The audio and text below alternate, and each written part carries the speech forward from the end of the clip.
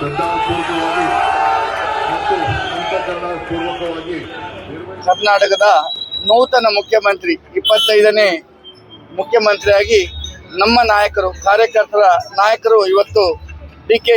ಶಿವಕುಮಾರ್ ಅವರು ಆಗಿದ್ದಾರೆ. ಬಹಳ ಸಂತೋಷ. ಇದೀಗ 4:05 ಓತನ್ನು ತಗೊಂಡಿದ್ದಾರೆ ಅವರು. ನಮಗೆ ಬಹಳ ಸಂತೋಷದ ವಿಚಾರ. ನಾವು ಕಿನ್ನಿಮುಲ್ಕಿಯಲ್ಲಿ ಅವರನ್ನು ಸಂಭ್ರಮಾಚರಣೆ, ನಾವು ಉಡುಪಿಯ ಕಿನ್ನಿಮುಲ್ಕಿಯಲ್ಲಿ ಸಂಭ್ರಮಾಚರಣೆ ಮಾಡಲಿಕ್ಕೆ ಒಂದು ಕಾರಣ ಇದೆ.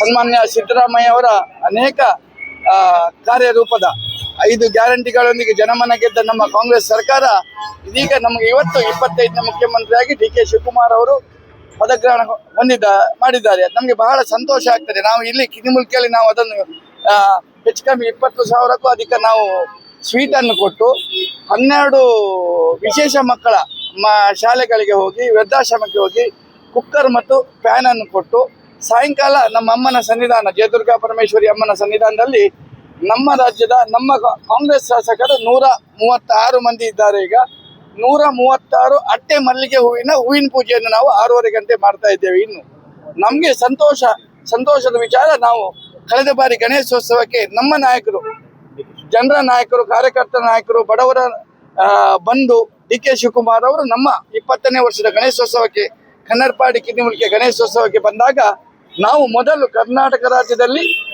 ನಾವು ಹೇಳಿದ್ದೆವು 26ರ ಗಣೇಶೋತ್ಸವದೊಳಗೆ ಅವರು ಮುಖ್ಯಮಂತ್ರಿಯಾಗಿ ನಮ್ಮ ಈ ವರ್ಷ ಬರಬೇಕು ಅಂತೇಳಿ ನಾವು ಹೇಳಿದ್ದೆವು. ಅದರ ಹಾಗೆ ನಮ್ಮ ಗಣಪತಿ ಮತ್ತು ನಮ್ಮ ಆರಾಧ್ಯ ಮಾತೆ ಜಯದುರ್ಗಾ ಪರಮೇಶ್ವರಿ ನಡೆಸಿಕೊಟ್ಟಿದ್ದಾರೆ. ಅದೇ ಒಂದು ಸಂತೋಷ ಇವತ್ತು.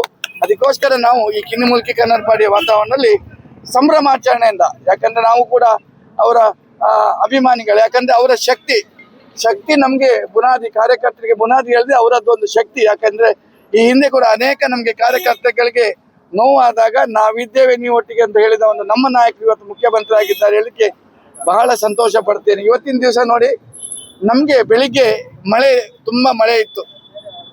ಸಂತೋಷದ ದಿವಸ ಹೇಳಿದ್ರೆ ಇದು ದೇವರು ಪ್ರಕೃತಿ ನಿಯಮ ಹೇಳಲಿಕ್ಕೆ ಈಗ ಮಳೆ ಬಿಟ್ಟಿದೆ.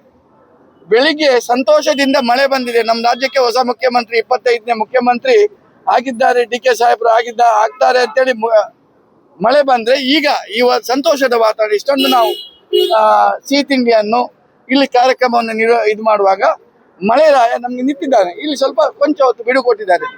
ಪ್ರಕೃತಿಯ ಒಂದು ವಿಸ್ಮಯ ಹೇಳಿದ್ರು ಇದು ತಪ್ಪಾಗ್ಲಿಕ್ಕಿಲ್ಲ.